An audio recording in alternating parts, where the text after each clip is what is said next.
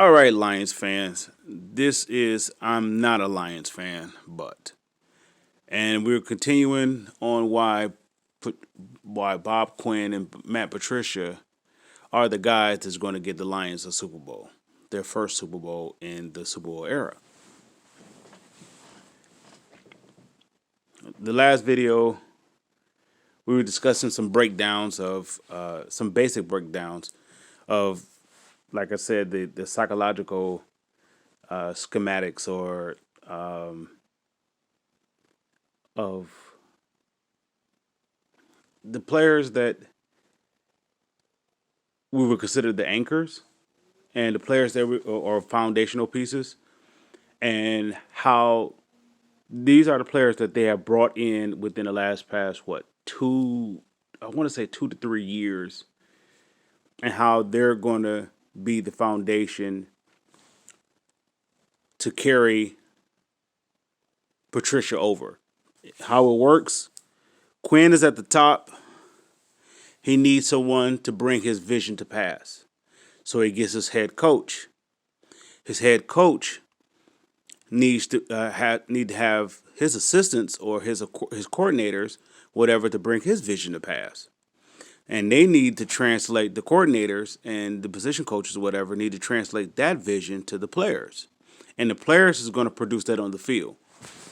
So for this puzzle to come together, you have to have the right components, right complementary or uh, complements, or players that complements one another. And so far we have, let's say, from the last past, uh, let's say 2 years, 3 years. I don't know exactly when Kenny Galladay was drafted or Kerryon Johnson was drafted. I don't know if they was drafted the same year. I believe no.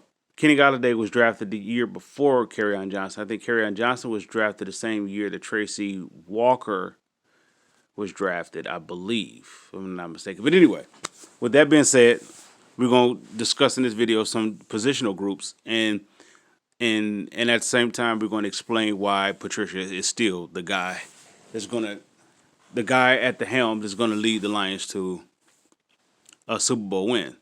Now, some fans are begging for them to release Patricia or to release Quinn and Patricia. I would say, if you're going to release Patricia, you might as well release Quinn, because they are a package deal, and not just a package deal with how they come from the same familiar background and so forth, but they are a package deal of same in terms of the same vision. Unless Quinn can bring somebody in that can see his vision, that came from the same tree, that could work with the parts that's already been assembled. Any which way it go, I say, if you're going to get rid of Patricia, you have to get rid of Quinn. This is why I'm in favor of both of them staying, not for unproven rights, or for them not. I don't want them to stay for the sake of staying, but I would say I would like for them to stay based upon what I see. Now, what I see is not what the typical fan may see. The typical fan want to see wins and losses. I'm not going to see wins and losses for this specific reason, because everything has to be in order for a franchise that has been losing for 50 plus years. It's not as simple as wins and losses. An organization that's been losing for 50 something years, and when I say losing, have they ever been to a Super Bowl? No. So they have been losing for 50 something years. So wins and losses is not going to do it for me. It has to be a mentality that's rooted from the top to the bottom. So that means the vision has to be seen. The vision has to be displayed from the top, and it has to trickle down all the way down, even to the scouting and even to the the all season workouts and everything. It has to be passed down. So I won't see that in wins and losses until all the pieces are put in places. All the pieces are put in place. So as you noticed last year, I mean, for this offseason, and in comparison to last offseason, we have erased some coordinators. We have erased some assistants and so forth, some position coaches. And we also have taken out and we have substituted players that was here last year, key players, some key players, and we actually replaced them with first year players here. So we're going to break that down and how this is going to play into Patricia actually having a winning season. Now, like I said, the average fan may not want Patricia here because they stuck on wins and losses. But wins and losses, if Patricia came in with 11 wins, but we couldn't beat anybody.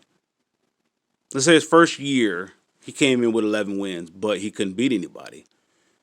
Is he still deserving to be fired? Definitely, because he didn't do any of improvement from the previous regime. All right, so what Patricia's doing from the first year to the second year, even the third year, he tore down the mentality that 7-9 is good enough or 9-7 is good enough. That is a ceiling that he had to tear down. And everybody who was okay with that ceiling has to be a part of that destruction. So that includes coordinators, that includes coaches, that includes players, that includes all whatever. You had to get rid of it. And the average fan may not see that as part of the culture change, or because they don't see the results from that as of yet. But I look at it this way.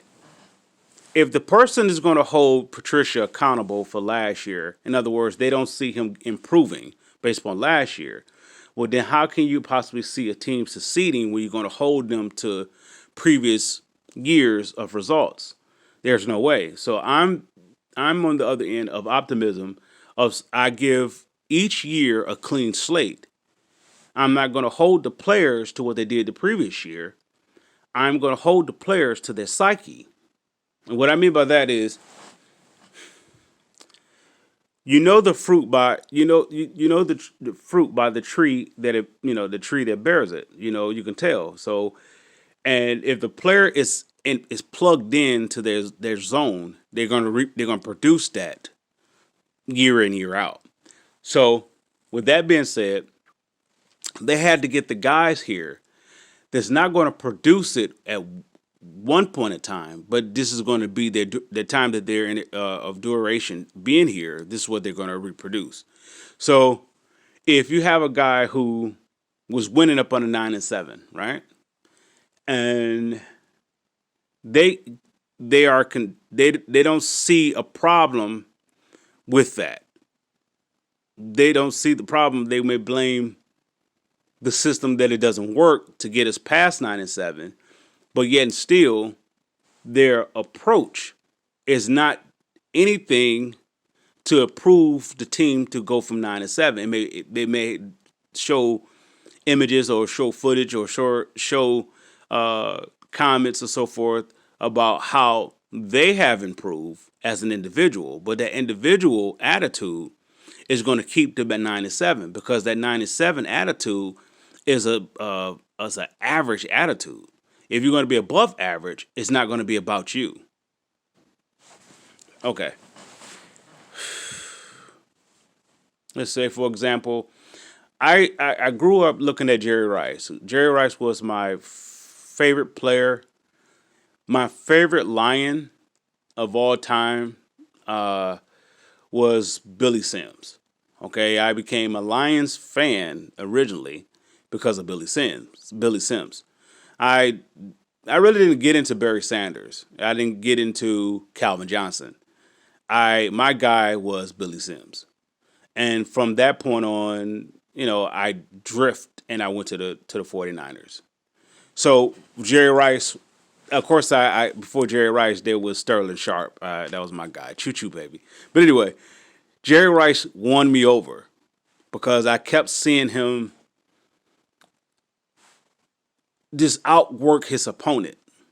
Not so much physically, because Jerry Rice was a slender guy. He wasn't really that big, and he really wasn't a speedy guy. He would just outwork you. And then of course, through the years, they started to do a little background about Jerry Rice because he was very consistent. His first year, he was actually terrible. This is why I like Jerry Rice because his first year, he was drafted first overall.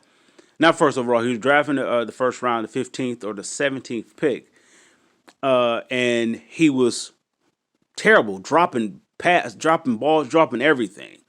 So, but that next year, he came back like a totally different person because he worked, and he was the guy that showed me how progression is. You work at your craft, you work at it, you work at it, and from that point on, he became like the template of how I wanted my players to be. Work at your craft. You may not be the fastest, you may not be the most smartest, you may not be the in other words, you may have the best IQ, you may not have the best talent, whatever. You may be the strongest or whatever. You just work at your craft.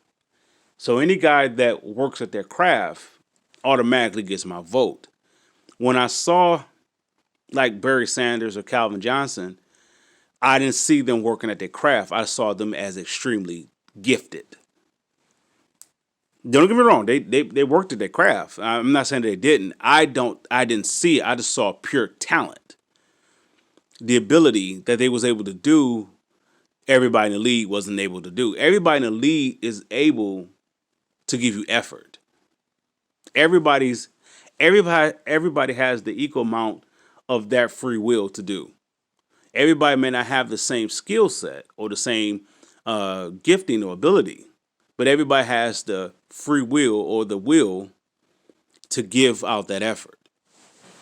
So when I saw Billy Sims, he was a guy that I saw like he had it. He had the effort. But anyway, going to Jerry Rice, and I would listen to stories about how after the season was over, particularly even if they won the Super Bowl, he'll be out with the catching machine, catching passes, and even to the extent of if Montana wasn't going to be there and they was grooming in Young, he would get a left-handed quarterback to throw on the ball so he could get a feel for how to receive a ball from a left-handed. So he was trying to stay on top of what he had to work with.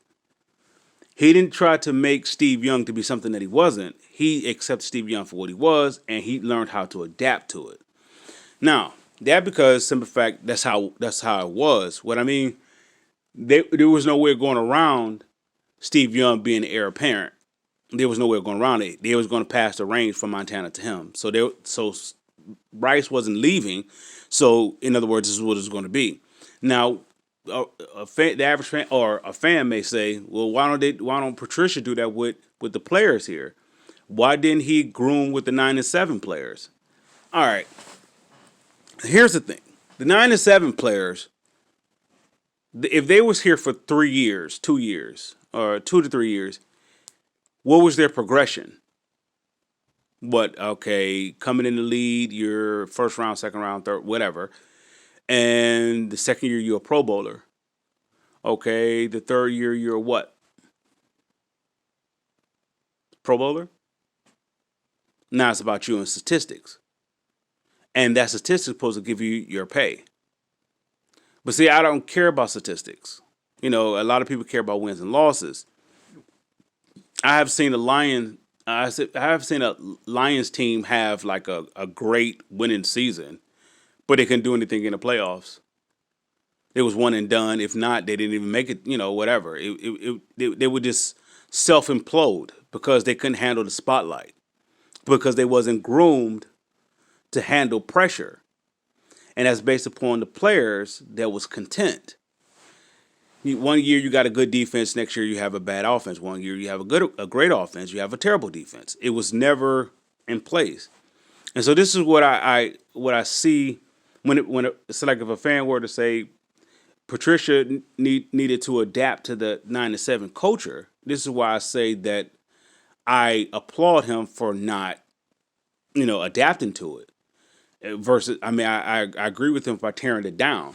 For one reason, 9 and 7, that is your ceiling. Do you know how much effort it would take to get a person who's already content to believe that they can do more? They are recognized for their complacency, and they actually are kings on that throne. So if a person who has made to a couple Pro Bowls, they have established themselves as a premier. I guess they are premier talent at their position. So why should they have to increase? Why should they have to do more? They don't. And as long as that is an option, you can't win with that. This is why Patricia couldn't build with that kind of a culture because it's already content to where they are. If you look at the people say this about winning teams or people that win a Super Bowl, they say how they win. They say they win with a strong defense and they have a run game or something like that, right? I don't know about that. That may be facts because that may have been the outcome of the teams that have won. I would say the team that know how to be stronger than the next or know how to outwork the next opponent will win. It doesn't matter if you run the ball. It doesn't matter if you quarterback sneak the ball the whole, or you pass the ball the whole game. It doesn't matter. If you can outwork your opponent, that's IQ, that's physicality, that's technique, that's all these different things. If you can outwork your opponent, you're automatically gonna win. It's like the game of chess. If you can think what your opponent is gonna do, you already won, right? If you already can see what they're gonna do. So if I'm looking at Patricia how he's doing it, if he's playing that chess game, I'm going to make you adjust to what I'm doing versus me adjusting to what you're doing. So a fan may say that he should scrap the 3-4, stick to the 4-3. He should scrap the 3-4, 4-3, different sets altogether. He's scrapped it. What he's doing is he's establishing that you will have to adjust to him versus him adjusting to you. See, when we played against the Chiefs, the Cardinals, and the Packers, I'm using those 3 games of last year because those were 3 pivotal games or memorable games, or they stood out. I would say more among the rest. The Cardinal games because they ended up in a tie. The Chiefs game because you had the lead and you lost it, and you was beating a pretty much dominant team. And then the Packers game, how we would so-called say that they were cheated based upon bad officiating. So I use those 3. In each one of those 3 games, we can say the Lions lost those games. The fan may say, well, it's Patricia didn't put the players in position. But once again, if your locker room is split, like 9 and 7 is good enough, that means the effort that they're going to put on the field is going to be to that ceiling. But if you have players that won or that have been to the mountaintop, which I would say to the Super Bowl, they have a different standard of effort. They know what it takes to get there. So what Quinn did, and in the protection of his coach, he got him players that's going to fit his vision. But the vision that Patricia is showing is the vision of Quinn. So a person may say like he's helping out Patricia, but actually he's helping out himself because he look at every piece and every component to this franchise is one of the same. It's all in one chain. The typical Lion fans will try to divide it. Get rid of Patricia, add a new coach. You already broke it up. You get rid of this player, whatever. You don't get rid of a player for the sake of getting rid of a player. You get rid of a culture for the sake of the culture. So if any player that is adjusted, any player that's content, any player that is attached to that culture, you have to let it go as well. So when the GM is evaluating talent on his team, of his roster, he's looking at their ceiling and their floor. All right. Year 1 is one thing. You are establishing yourself, right, as a player or a part of this organization, part of this team, and you have a floor. So you're looking at that year to see if they have increased, they have developed, they have evolved, if they've matured, if they're making the same mistakes that they did the previous year or early on in that season. You're watching all, you're evaluating, right? So when he looked at his roster last year, and when the fans were saying like two players in particular that they got rid of, when they got rid of Diggs and they got rid of Slay, they was in the uproar because they was part of the 9-7 culture. But the 9-7 culture has a ceiling, 9-7. They haven't won anything past that. And what I mean by that, even if they was a part of the team that won 11 games, that year that they won 11 games, what did they do in the playoffs? One and done. They had a ceiling and they hit it. They was content with that. They have the accolades in that regime or in that 9-7 bracket. In that up under that ceiling, they hit it. There's nothing more you're gonna squeeze out of them. Now, what you may see is those two particular players. They may go to another team, and they may what we would say ball out. And the reason why they will ball out is, of course, for two. I would say two reasons. Is one, to prove that they're not what they was in their previous situation, or that to prove the team that let them go that they made a mistake, or for two is because, or the second one is because that the team that they're in, they have them there for a very specific reason. Like I'm hearing the stories of the rumors of saying like the reason why that Philadelphia got Slay is to go for one assignment, and that's to go after Amari Cooper. All right, well then you have your assignment.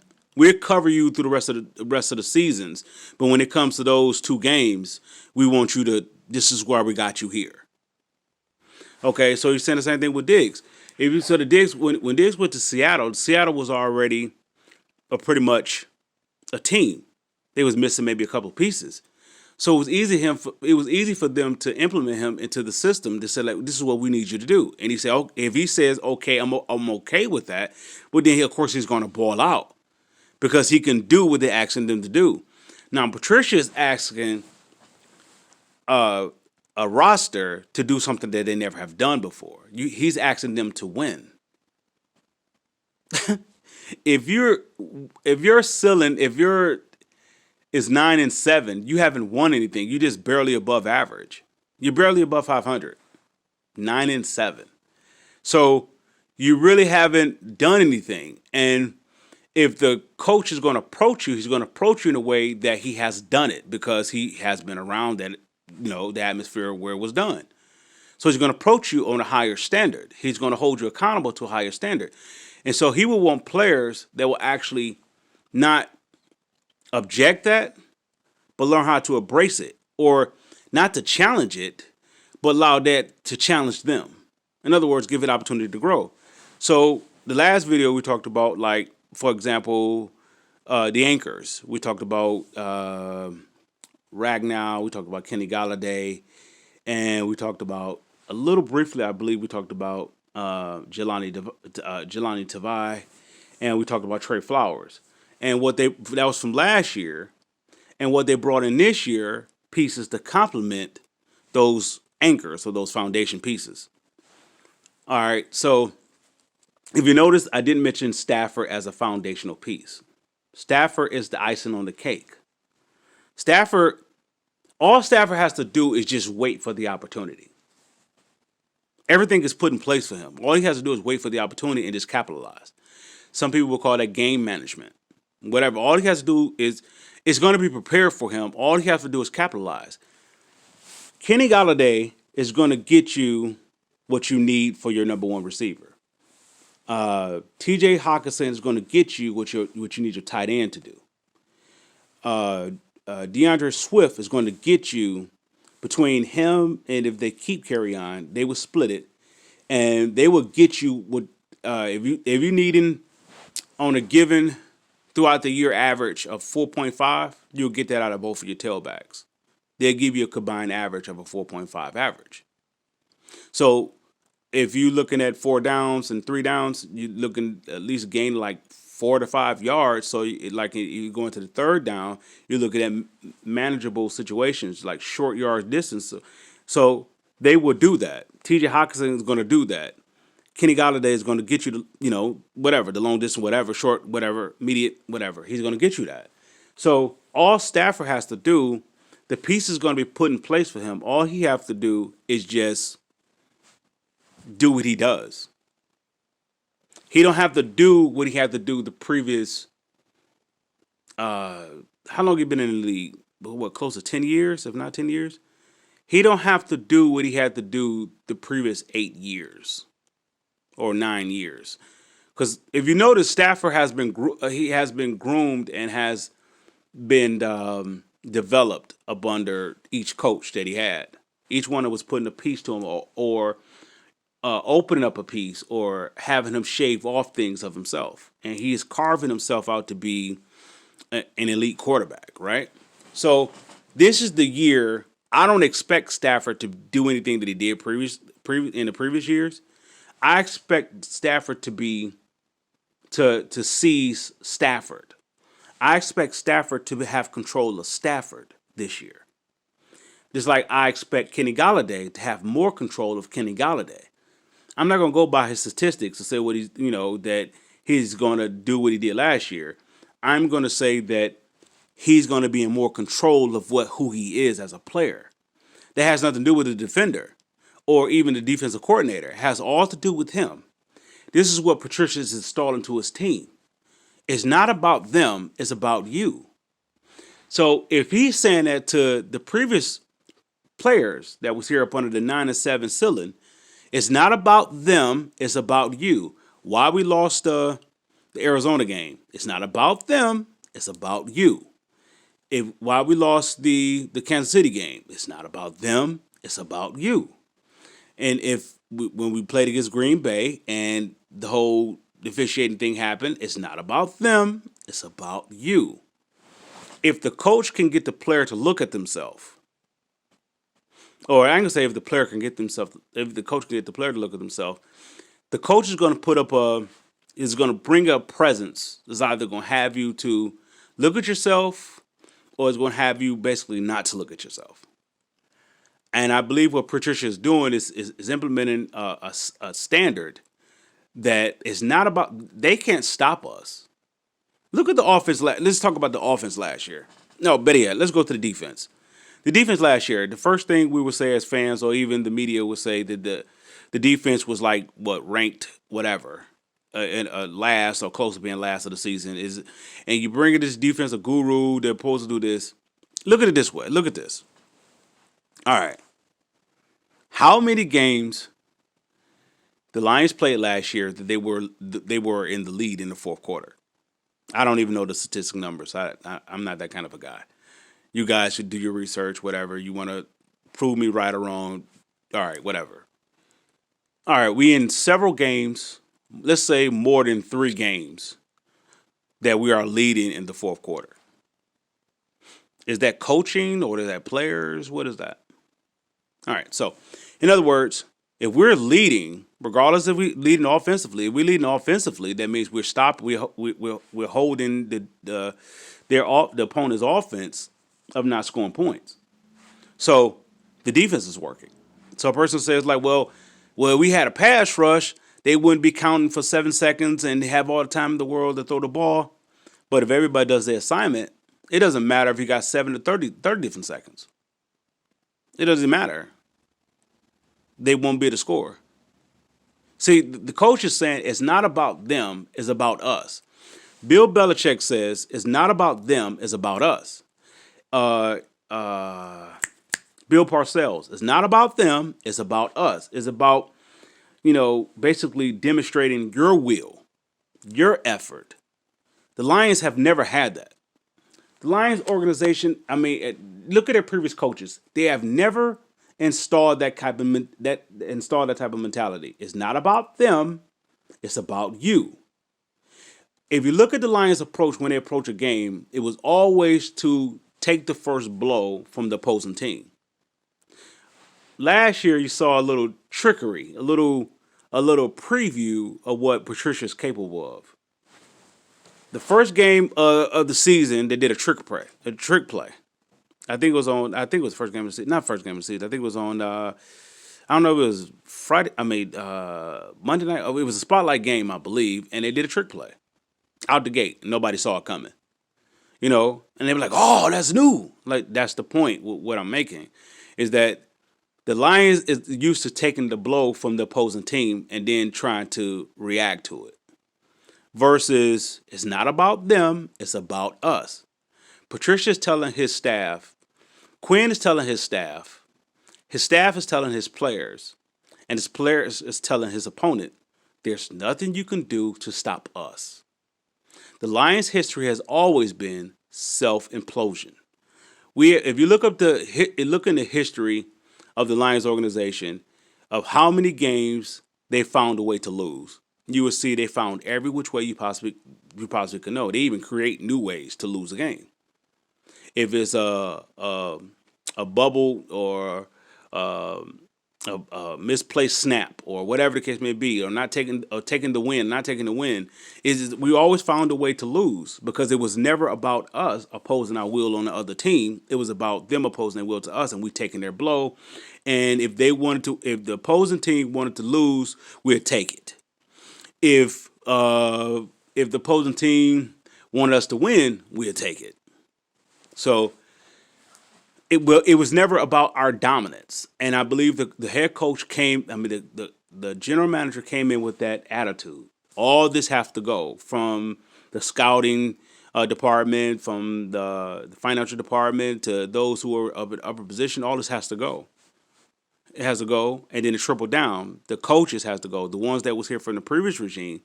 And somebody may say, well, then why didn't Quinn get rid of all this before that? Because everything that he saw his vision. Okay, if his vision is this coach, these type players, that coach and these type of players has to be available to what? Implement your vision. So you can't get rid of a whole bunch of stuff if you're not in a position to get rid of the stuff. That's how our organization have ran. That's why I say he's a great GM.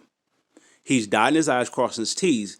He's staying in the present, not repeating the past, but he's showing us a future. The Lions fans is not ready for that. All right, so going with Patricia, going back to the defense. People say, well, we didn't have no pass rush. We was ranked, as one of the worst defenses in the league. But I would say to that fan, if you let's go with the facts. If that's what you want to do. We had a depleted defensive line. You go with what you got to work with, right? You come into that offseason with Trey Flowers, Snack Harrison. You bring in Mike Daniels. You have Okora. You have Sean Robinson. And you have even the throw-in, Antonio. I think it's Antonio Bryant. I think that's his name. I'm not sure what it Bryant. And I'm missing somebody. You have Deshaun Hand, and I may be missing somebody else. You have this is what you're coming into the league. To the season with. So you pretty much on paper we knew I was one of them that said we got a dominant defensive line. It's not you're gonna be able to do. Okay, one by one they start to fall off. Now your strongest unit or your strongest positional group was your